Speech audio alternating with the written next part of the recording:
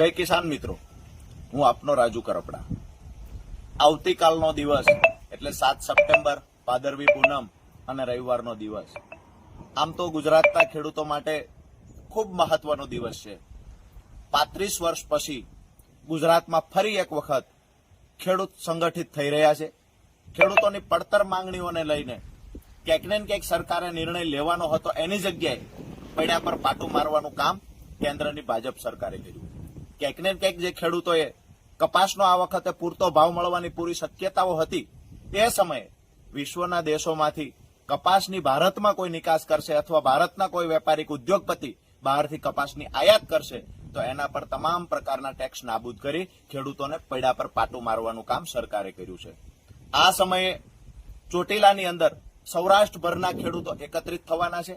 1987 પછી સરકાર સામે પડતર માંગણીઓને લઈને ખેડૂતો સંગઠિત થયા નથી, એવડી મોટી સંખ્યામાં ખેડૂતો સંગઠિત થવા જઈ રહ્યા છે।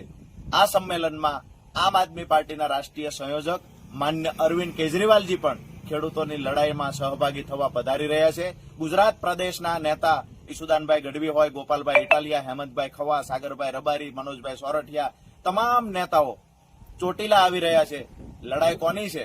લડાઈ જગતના બાપની છે। પહેલી વખત 1987 પછી ખેડૂત મેદાનમાં ઉતર્યો છે।